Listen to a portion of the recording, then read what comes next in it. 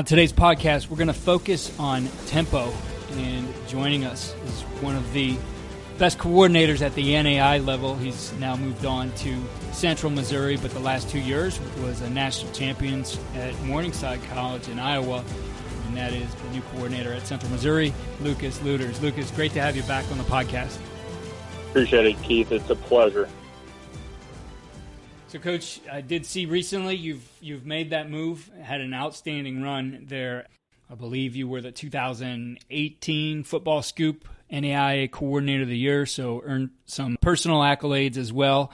But you've made a change here, and so let's kind of catch people up. We've had a podcast with you before and have all your kind of biographical questions, which we'll share the link for in that one. But I guess since that time we talked here, the last couple of years, and catching us up on what's going on with the things you've done here from Morningside now to your new gig at Central Missouri. Yeah, so it's been 9 years. I was at Morningside, so I started back in 2011, and I took over a coordinating role. I was actually co-coordinator with Colin Prosser my first year in 2013, and then it was calling plays. We actually awkward moment in my career is we were going through, I shouldn't say awkward, but a pretty special moment in my career is, we're going through our season, and I had Coach Ryan's calling the plays and kind of showing Colin and myself, the proper ways of game planning and going through that way. And then we're in the biggest game of our season, our conference rival game. And at halftime, he goes, "All right, boys, you guys got it. You got it from here on out." He's like, "Lucas, you call the plays. Colin, you relay the information. You guys sort it out. I'm going to be a head coach." He goes, I feel like that's what I need to do right now with the program. And halftime was the biggest game. And I just remember, the minute he walked away, Colin Prosser's a good buddy of mine, but he just got super excited. He's kind of when he gets really excited, he's got a high squeaky pitch voice, and it's just priceless. I'll never forget that he's like, "We're going to do it. We're going to do it." And he's just super excited. He's like, "Man, we're going to win this game." Yeah, we took over then, and I was calling the plays, and he was helping me with the run game and everything, and it was a pretty special moment. So from 13 on that moment on, we worked together until 2014 was our last season co-coordinating, and then I took it over from 15 the last couple of years. And, it's a pretty surreal moment to win the national championship just in general. But what many people don't know is from 2012, we made the national championship in 2012. We lost in overtime. And then every year after that, except for one season, 2016, we were in the semifinals. So there's a lot of long seasons and a lot of heartbreak. And so when we won that one in 2018, it was a pretty surreal moment, pretty emotional moment, because you didn't just think about the guys that were with the team and actually won the game. I mean, you thought about every Mustang in my time and the ones well before that kind of came through, and you're just like, we were so close for so many years. It was more than just that team that won it. And it was pretty special. And then to get a chance to go back the next year with a new quarterback and some new personnel and different things that way. I mean, you couldn't ask for a better situation and a better head coach to work for. I mean, guys, I think he's got an 82% winning percentage or something. I mean, it's through the roof. It's way up there. And it's just been a great guy to work for as Coach Ryan, and then the rest of the staff. And then obviously you're only as good of a coach with the players you got. I mean, you gotta recruit every year and do things that way. So yeah, I've been very fortunate. And pass up maybe some opportunities along the way, which my philosophy has always been, the grass isn't always greener.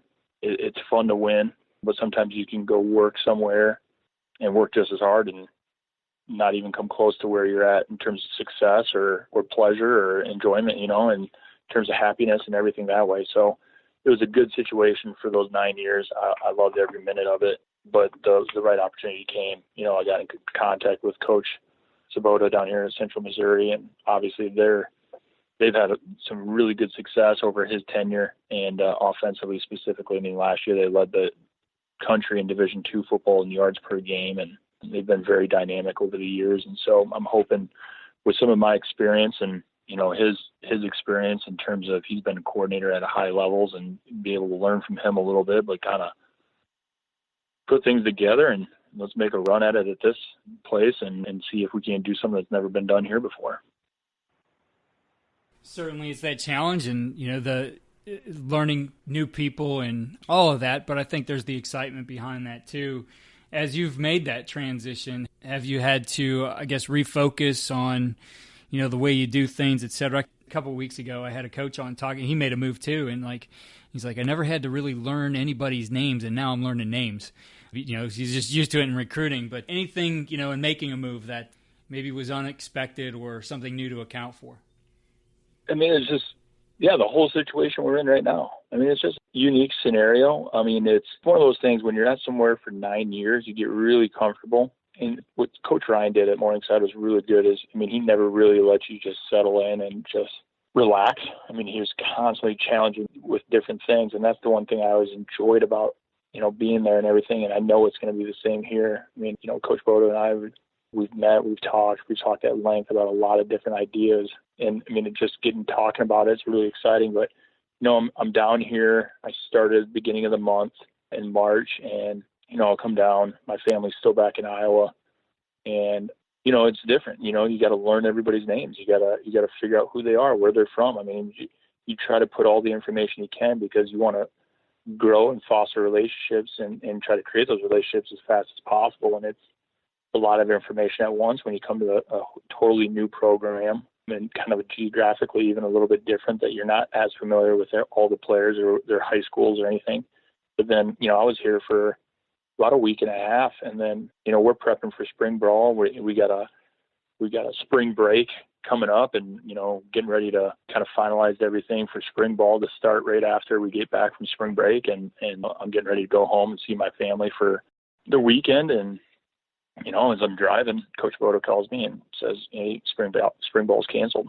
The NCAA canceled spring ball, and it was an awkward situation to have to deal with. But it's also invigorating and fun because obviously moving from Morningside, they come to here in a well-established program and a phenomenal Division II conference. It's exciting because I get to work with some guys that, in the caliber of athletes that maybe, we not always had at Morningside, or I should say the amount of talent. I mean, Morningside's been blessed, and we've had some great players, but depth is a huge issue in any sport. And, sometimes you try to make sure you protect that as much as possible. And here, you can just see as we got through our spring testing, like the amount of speed, the amount of size, the athleticism, and on both sides of the line of scrimmage. I mean, it's just different, but it's really invigorating and exciting to think about in terms of, man, I'm going to be able to maybe do some things I haven't even done yet because maybe we've tried it, but it just didn't work, or, and they do some different things that way. So, no, it's a unique situation, fun, challenging. It's forcing us to really evaluate the situation we're in and what's the best way to go about it, try to implementing a new offense and with the times we're in. And so we got to be really creative and smart with our time as well. Definitely a challenge. I'll tell you, just that story you shared of Coach empowering you guys. I've never had one like that. I've heard about guys and making that transition to being the play caller and taking things over. Never heard about it in the middle of a game, especially a game that is that meaningful in your schedule. So that's a really neat story. But I think, you've talked about it, and I've had Casey Jacobson on here before. I mean, both you guys saying the same thing, that you're working for a great guy. And, I think that's what makes this, what is a very challenging profession a little bit easier, is that you're working for people who you feel are good people, who you want to help win. And it sounds like you've made a move to a situation that you have that there as well. Yeah, absolutely. I mean, that's, I talk about it, and you're blessed when you got opportunities, and you never want to take an opportunity for granted because you never know when you're going to get another one. It's the same thing you tell your players, right?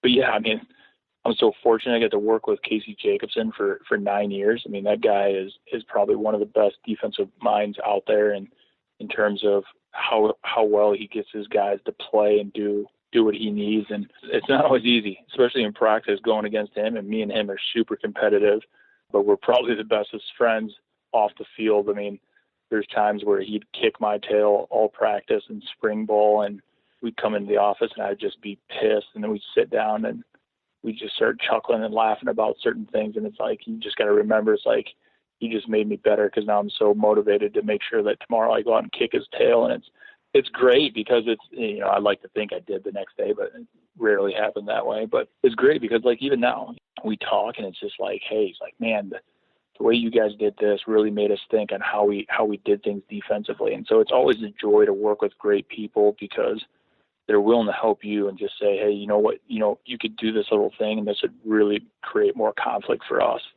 And so it was always good. He played on offense, a little bit about Casey. He played on offense in college. I played on defense in college. So, I'm a defensive background experience-wise. I played linebacker, and then I was a D-line GA my first year before I got moved over to the offense for one season, and then I got hired at Morningside. But, he played offensive line. He was the center. He knows everything there is in terms of the O-line side of things. I think that gives him a great advantage, and then he's sharp as all get out in terms of the coverage and stuff like that. So me and him bounce ideas off each other a lot, and it was great. And so, the opportunities come, and, there's a lot of great places to work, and you're blessed to get those opportunities. But, this is one of those spots that I felt like was going to be a good transition as well, just because, when I came down and interviewed and met with the guys, I felt like immediately you could just be as open as you wanted and tell the truth and be point blank with guys. And nobody was like, nobody's going to get offended. They all want to win. They all want to, to do things the right way. But it's like, you're not here to ruffle feathers. You're here to make each other better. So we're going to tell you things that you need to do and work on and give you advice in here. And BJ Campbell's the defensive coordinator here. And I knew BJ through Colin Prosser, who I was a coordinator with. And so, it worked out really well. And I'm excited to get to know these guys and to compete with these guys. And it's already been good in my time down here with this unique situation. Everybody's been phenomenal, but yeah, the people you work with probably make more of a difference in terms of your success, but even just how happy you are in terms of everything. And it matters with your family, your wife, your kids, everything. It all trickles down. It's a ripple effect. Yeah, well, I could say we just recorded with Casey, and he was equally as complimentary about you and working with you. So it's kind of neat for our listeners. I think you'll be able to hear that kind of relationship between these two guys. And, I think you hear, and we're fortunate to talk to a lot of successful coaches here who are at great places, and that relationship piece is so important, just as you shared right there. To change gears, Coach, we're going to talk about tempo today. And, kind of like spread used to mean something specific to offense. And when you said, oh, we're facing a spread offense, you knew what that meant. And now tempo's kind of become that same thing, because a lot of guys talk about tempo. So for you, I guess, give an overview of that philosophy of what tempo is to you guys and how you're going to use it.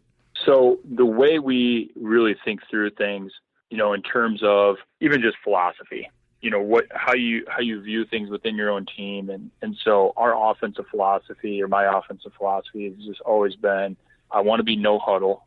I want to be up tempo, but I also want to be multiple formation and multiple movement. Well, that's where guys get lost when you talk about tempo, right? It's like, wait, you want to be up tempo, but you want to do shift motion? And it's like, yes. And they're like, how can you do both? And it really comes back to just your overall offensive philosophy. And, I believe wholeheartedly in keeping things as simple as possible for your kids. You can get so creative, or you can get so caught up into making things easy to understand for coaches, but then sometimes you get lost in translation in terms of how it's communicated to the players. And then really all that matters is, can they go out and perform? Can they go out and execute what you want them to execute? And so we always keep that in mind. So the number one thing we focus on is our players, and we try to figure out, what players do we want to get the ball to? Who are the playmakers? And then we want to divvy it up as best we can. The second thing we focus on is formations. So we want to realize what we can accomplish with a formation. One is it creates a lot of different looks. And then also we can use it to create either a leverage advantage, a number advantage, or maybe personnel mismatches or whatever. And then you can add in motions and shifts and all of that to even add the complexity to it. But in the end, it goes back to, can you make it as simple as possible for your players to understand, to be able to execute in pressure situations, remind you. That's really what it comes down to. They should be able to execute it on air. They should be able to execute on a base defense. But when the game's on the line, can they execute? And then the last thing we focus on, the third thing out of it, is plays. Then we worry about what plays do we need to run out of those formations to get those players the ball.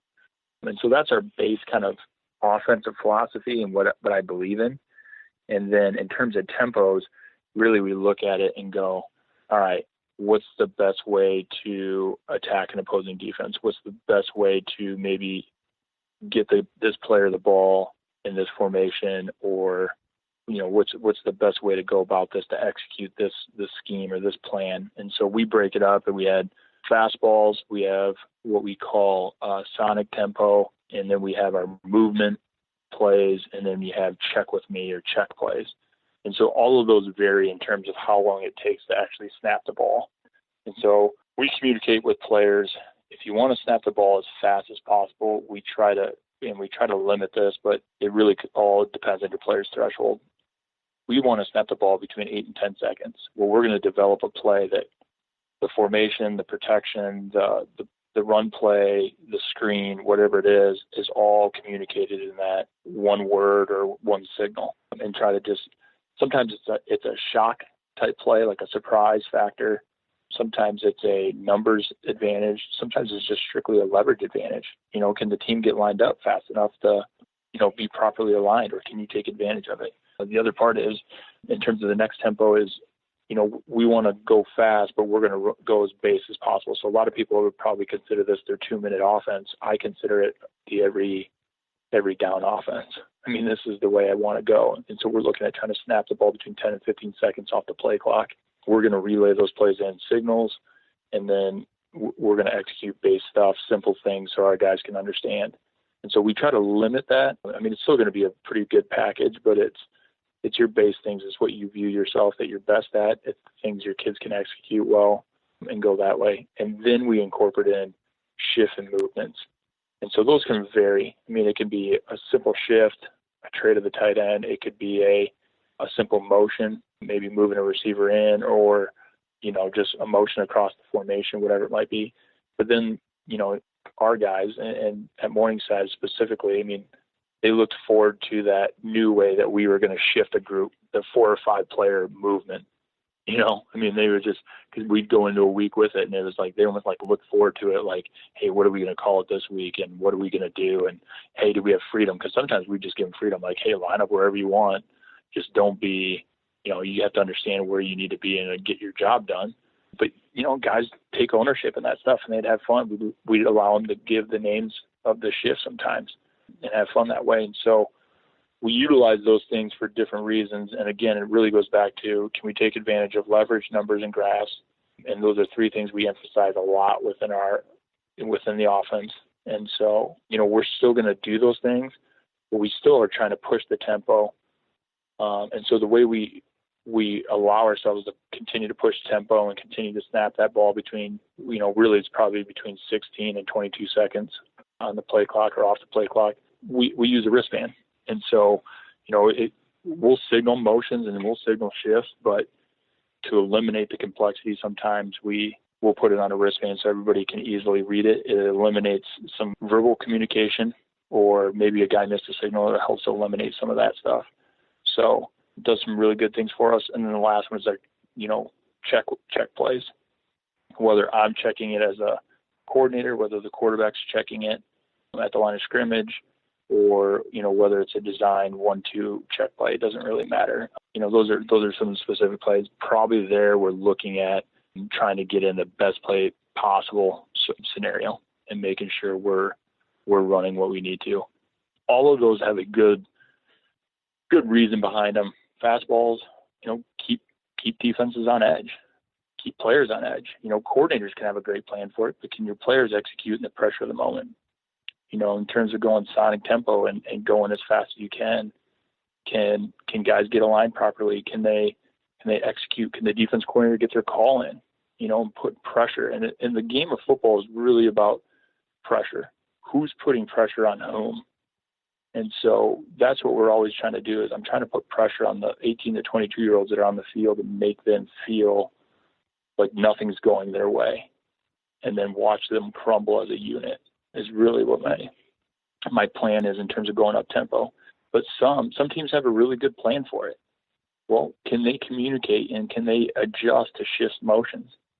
what creates fits for them, and sometimes it's taking advantage of a technique like, this team doesn't bump their front on a tight end trade, or, this D end's got to put his hand in the ground with a tight end, but he'll stand up if he's got an open edge. Different things that way. But in the end, it's creating that eye discipline and then creating pressure in the moment of, are the players on the field being able to feel confident, feel comfortable, and execute what they're coached to do? Or are they second guessing themselves or second guessing the coach? And then in the pressure of the moment, what happens? What's the bottom line with it? Or do we have the edge, and are we performing at a high rate, or are they, or do they have the edge, or are they comfortable? And if it is, then I just continue to switch it up. So it's a feel thing for me in tempos. We're going to go into every game with all four of them. And again, keep it as simple as possible for your players. You always got to keep that in mind. I do want to cover the shifts in motions. I think that's got a lot of people's interest because you said it. Yeah, we're putting that back into the offense. And I think, again, it's all about how do things get communicated? How do you do those things? Because, and I wrote a book on tempo, using tempo as a weapon, and really divided it into 6 categories. So it was fast, faster, fastest, and slow, slower, slowest as far as where the tempos fit. And we kind of had developed over the years 20 tempo tools. Now I never carry 20 tempo tools into a game plan. We were probably in that 4 to 6 range. Some of them kind of situational things or game plan things. We certainly would game plan our tempo and how we were going to use it against certain people, because I think you have to look at how you're going to manage and control the game. But we did have the shifts in motions within there and some procedures that allowed us to do that. We were like you. We operated off a wristband, at least for the plays, formations and motions that get in. But we had a simple procedure for us that allowed us to shift in motion. I'm interested how you do it too. But I think I talked with Matt Drinkle about this on our podcast a few weeks ago. We would just call it our bounce tempo. So if they got the signal for bounce, really what it meant to them is, and we'd practice this in a period where they could just play around with it, but maintain all rules of a legal shift, meaning that if someone is up on the ball, you need to move back and not cover him up. Once he moves to the other side, you need to move up so that you don't leave a tackle uncovered, etc. So they understood those things. But basically after that, their rule was never shift from a 2x2 to a 2x2. Always shift the strength. So go from a 3x1 to a 3x1, or something with 2 backs or whatever. Always shift the strength. And we taught them those things, and at first, there was a learning curve, but once they figured it out, they had a lot of fun with it. And this, you can drive a coordinator nuts because they're charting every single thing you start in and what you end up in. And I really didn't care for a lot of it if we were using the bounce tempo. What we did start in, it was, guys, you be creative with this. Make sure you're able to do it fast. So if you are, as an example, an outside receiver on the right, don't line up on the left somewhere. You just line up where you are and you go up or back. Maybe start with a compressed and go out to a wide, or start wide, go to compressed, whatever formation you're supposed to be in. So when they would get bounce tempo, and for us, it would just come in to them, they would see the signal for bounce, right? For us, it was actually on a sign. So they'd see the signal for bounce, and then they would get the formation. So it could be bounce, north, 6, and then the play. And it could be, zone left, right? Off of their wristband. So they did it very fast. I liked it, Lucas, because I didn't have to think about what are we lining up first and what am I getting them to. They just handled it. And I'll tell you what, they would be creative with it and understand those rules. And you'd see a defense on the other side trying to communicate because, these guys are moving from some stuff maybe they hadn't seen in the game, et cetera. And then we would build motion into those too. So I could give them bounce, north 6, J7, and he would, the guy on the right who's in what we call the 6 slot would move to the 7 slot with motion. So now it's a shift, then a motion, those multiple movements. So I'm interested, that was our method. How do you do it to be able to keep it simple, yet complex for the defense, and be able to work it into, an up-tempo environment? Well, 2 things before I even get into that. One is, I don't know why you're talking to me about tempos, because it sounds like you've got a way more systematic way of doing it that's far out advanced mine. Number 2, side note, and a little factoid for you, I GA'd for Trinkle. He's actually the one who got me on offense, St. Ambrose. So I give some good credit to him because I think I was a pretty terrible D-line GA. And looking back, I was awful. But he believed in me, at least as a coach, to get me over on the offensive side. And I got to give a lot of credit to him for doing that because I can't ever see myself being back on the defensive side. I would have never thought that. But now that I'm on the offensive side and now that I've been doing this for a while, I love it. But to answer your question now, there's a lot of similarities, and it's all crossover. So, for instance, I look at it in a variety of different ways, all right, in terms of, keep in mind, I stick to these 3 rules for a lot of different things. Numbers, leverage, grass. So you said never motion to from a 2x2 to a 2x2. You know, things that I'll do is I will, if it means I'm creating a mismatch. And so I'll do some different things that way to attack certain things. But for instance, you know, things that we'll do is, you know, we'll make it really easy. You know, universal thing is trade. You know, you trade the tight end over and change the strengths. And the thing I like to do is I like to find those teams that do that because it tells me, A, does that defense have an answer? B, what is their answer? And then is there a way that I can then create that double movement to take advantage of that answer? So I'm an answer to an answer guy. So, you know, you might do something and then, oh, here's your answer. Then I always try to think ahead and go, oh, so what's the answer for that answer then?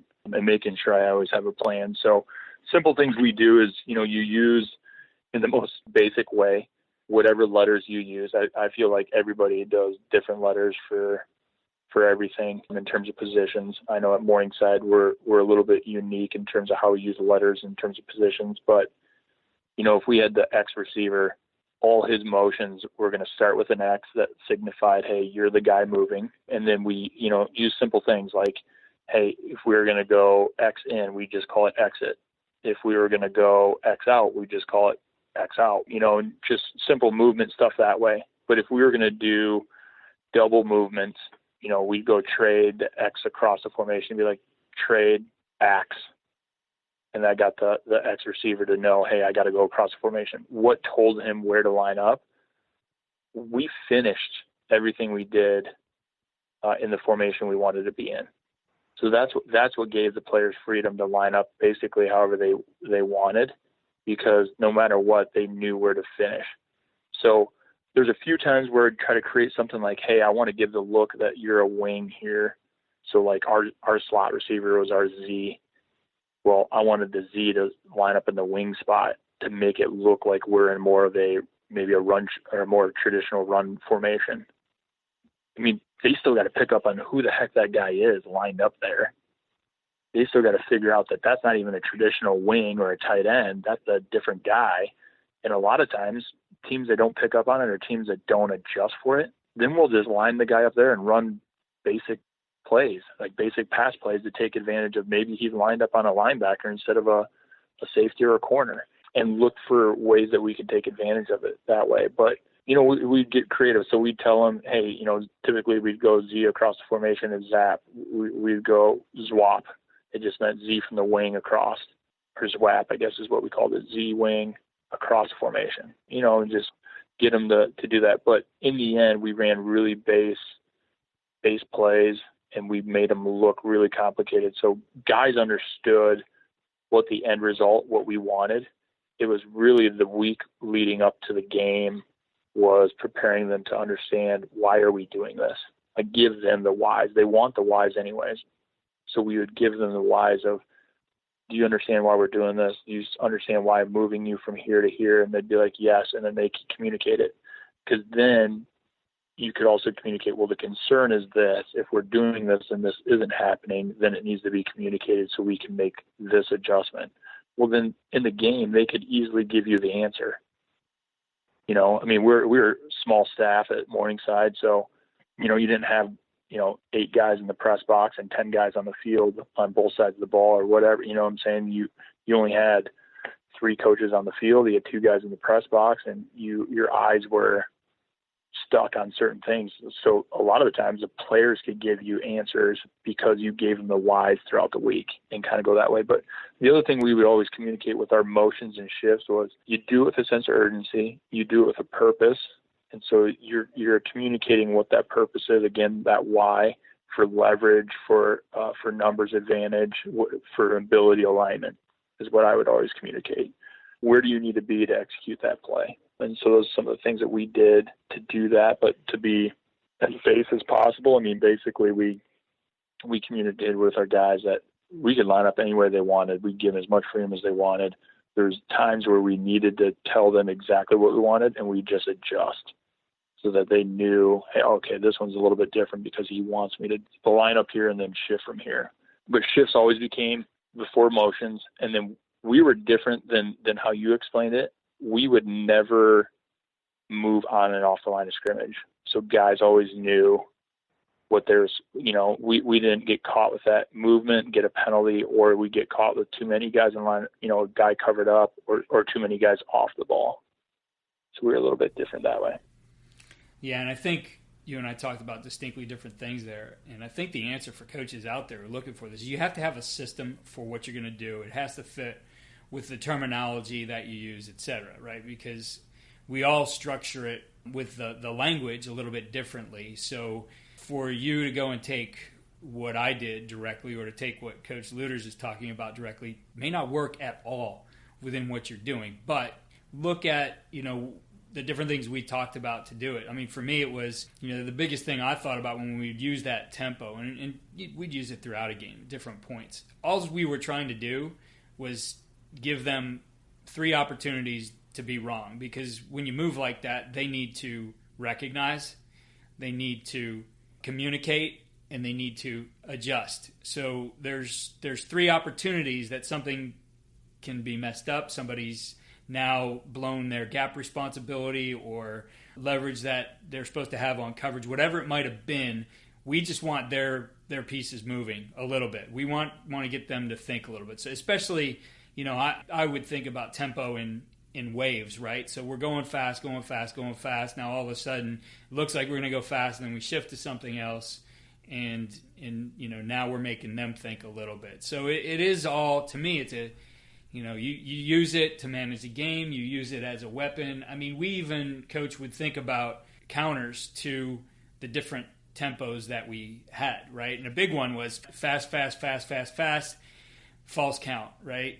Freeze, something. And I can't tell you how many times we got a free play on that, right? Like, using those. Or one we would do, I had no problem running. If we felt we got them in a look we wanted and we were executing, I'd have no problem just copying the play, go again. We'd have an again tempo, right? So again. Like a repeat. Exactly. Yep. And we would then sometimes string into that a sequence. So it's moving fast. It looks like the same thing, but we actually change, same formation, change the play, or go into a 3-play sequence that we had scripted out of it. And like, you're just messing with the psyche of the defense. I've shown, I think in different show notes where we've talked about some of these topics before, where we have a drive going down the field. We got counter 3 times in a row. We switch to outside zone 3 times in a row. Then we go into a sequence and we go outside zone one more time and then into a naked. And the corner and the safety are run fitting, and the guy's standing wide open in the corner of the end zone. Because it's like, as someone a long time ago wrote an article about that, and I kind of took it to heart, and they talked about Pavlov's dog. As we were just ringing the bell. That's all, and again, there was another one where it was open field. We went, again, then went in, got a first down, went into a 3-play sequence, which, run, and then a pass, play action off of it. The 2 runs, were different, but from the same formation again, moving really fast. All the guys are doing is looking to the sideline. Are we still in the sequence? We're giving the signal, run it. They line up and go. And it was the same thing again, safety and corner, run fit.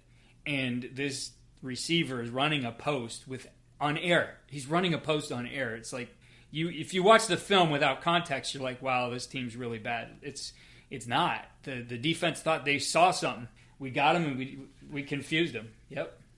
I mean, that's the whole thing. And I feel like, over the years at Morningside, we had a very, very explosive offense. And it's the combination of the potions. And I mean, in terms of what you can make. And so, you're doing things at a high tempo, you're RPOing, you're mixing in run and pass. And then the next thing you know it, you're shift motioning, and there's a threshold for everybody. There's a threshold for your players. There's a threshold for the defense. There's a threshold for everything. So one way that I think I do it different than a lot of other people is on Fridays, I go through series of plays in my head in terms of how I think things could go. So like I will think through, all right, if I were to call this play, all right, well, this would be, I think it's a really good play, but at worst, I think it could be maybe a 3-yard gain on a run. All right. It's one of our best plays or whatever. I don't know. But then I'm sitting there thinking through, okay, if it wasn't a 3-yard gain, then what would I call? If it was a 3-yard gain, what would be my next call? So I'm kind of putting myself through a simulation in my own head of trying to think through, okay, if we got the 3-yard gain, I'd still continue to go gas and I'd continue to stay in this, or I'd switch from 2x2 to 3x1, and then I would run this. Okay, if that got me a 6-yard gain, then I would look at running this play. Or maybe that didn't get me a gain. Maybe I'm still sitting in 2nd and 10 because the first play didn't work. Well, then what would be my 2nd and 10 scenario play? I would call this, and kind of work through it. But the other thing is you got to go through, penalties happen, right? So I like to ebb and flow with the game. Sometimes penalties happen, so I'm going gas, gas, gas. All of a sudden a big penalty happens or a big play. Well, my running back's gassed. Do I need to continue to go tempo because he just ran the ball 3 or 4 times in a 6-play series to get us into the score zone? And then, now is my time to shift move and change the tempo because they're tired. And now are they thinking right? Are they disciplined? And going that whole way. The other part that I love about the shift motions and the multiple tempos is you think about it. When we go sonic tempo every day in practice, we're preparing for a 2-minute drill without even preparing for it. When we go shift movement, we're practicing for a 4-minute drill without ever really having to practice for a 4-minute drill.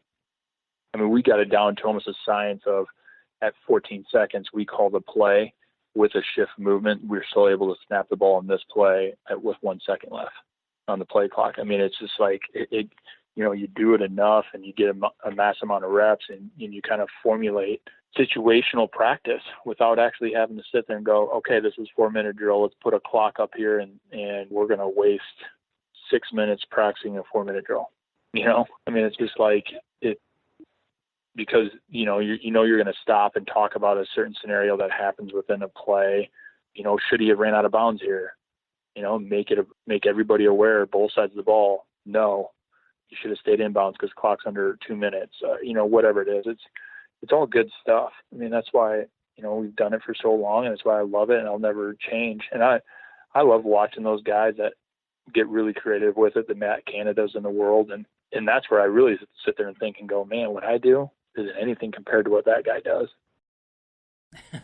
We'll go watch Kyle Shanahan, right? 73% of what they do is with movement, but there's a reason for it, and it opens up some huge opportunities. It's I've never been a window dressing guy. It's always been about have a purpose for it. Why are we doing it? Who are we trying to affect? Some games it was trying to figure out the safety rotation and to get that guy who run fits best to have to play back on a play action pass and get that guy who maybe he'd rather be back in coverage than come up and fit, to get those guys to switch responsibilities. So just a lot of creative ways that you can do it. And that exact thing happened in the national championship game. I mean, we're trying to go fast. One is they were really, really good on defense, really good. And one way to try to bring them down a level was to try to get them really tired. And so we went really fast. But the other thing we found out was we went formation in the boundary and they played field boundary safeties. Well, we caught their run fit safety, who's normally their boundary player, now playing in a deep half to the boundary, and their field safety, who was not necessarily a run fit player, was playing on the field hash, double teaming the single receiver, and we busted off a big run that I still to this point think that was a huge momentum swing in terms of that set us up for another score and kept the game out of reach for the most part until later in the game where they climbed back in. But, I mean, if we didn't have that run, I don't know if we score on that drive or not. I mean, it's just, you got your second string running back in there and all of a sudden he rips off a 35-yard run. That's a huge thing. For sure, Coach, it's huge. Thinking of, as we wind up here, of tempo, and I had Keith Bearfield on the other day on the podcast, but we were talking about tempo as well, and tempo tricks have kind of become part of it as well. Alabama playing LSU, and they're looking to the sideline for the play. That corner's pressed up from LSU. They fake like they're going to look over. They make the defense look over, snap the ball, and he's down the sideline for a touchdown. Have you looked at anything in that regard as far as utilizing tempo that way? Yeah, absolutely. I think good defensive coordinators have a plan for some of that stuff. And so, you just talked about it, that coach had a plan so that when they made a check, they were going to check. And it allowed him to be able to make a check based off what they were seeing defensively on the offensive side. But you as a coordinator also look at it and go, okay, if this is their plan, one way we can take advantage of it. I look at it as D linemen that go to a knee when you go to a check with me, right? It's the same thing. If they go to a knee and relax, can you false cadence, snap the ball, or fake look, snap the ball, and are you now running power against guys that are sitting on one knee? How much of an advantage does that give you? We've done the direct snap thing. We've done the pass. We've done the quick screen off of it with teams that, when they like to check and go from maybe a pressure, if they're showing pressure, they would they would go to a zone and play soft. Well, you find ways to take advantage of that in a variety of different ways, but, there's ways to go after it. And there's some really good ways out there. If you film study and you watch college football on Saturday, knock on wood that everything keeps getting better here for us going forward. But, there's some good ways that people have check plays or have ways of varying their tempo without giving it away to the defense that they are making check plays. There's some really good stuff out there for that in terms of what some of the guys are doing, and they all do it their own way. And I'm trying to find out and learn as much as I can too, and go that way. So, yeah, no, it's definitely fun to study and think about those things and how you can affect the team. And you shared a lot of great ideas with us today. Before we go, I want to make sure that you share your new recruiting area with our listeners. Where are you recruiting?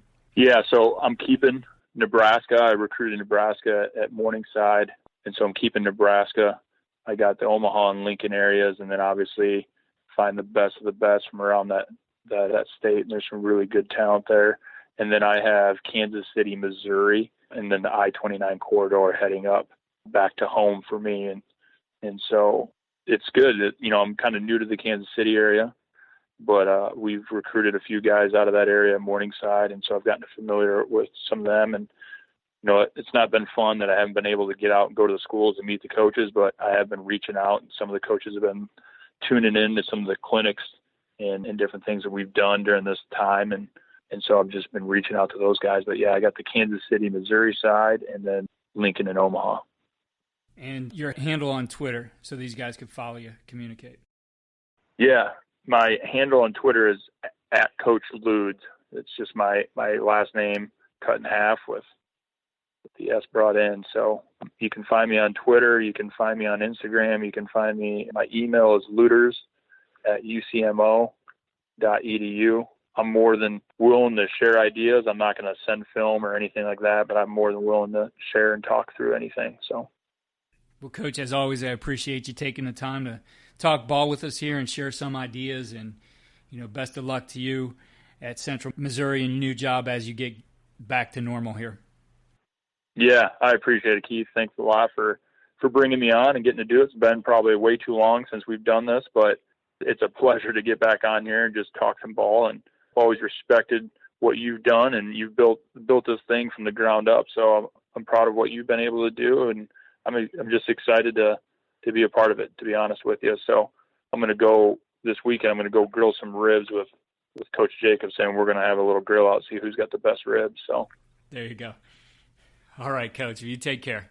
All right, have a good one, Keith.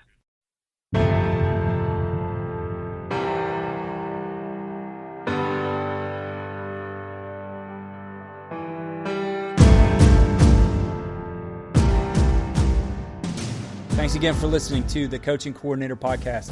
Check out our new home for the podcast at coachandcoordinator.com and follow me on Twitter at Coach K. Grabowski.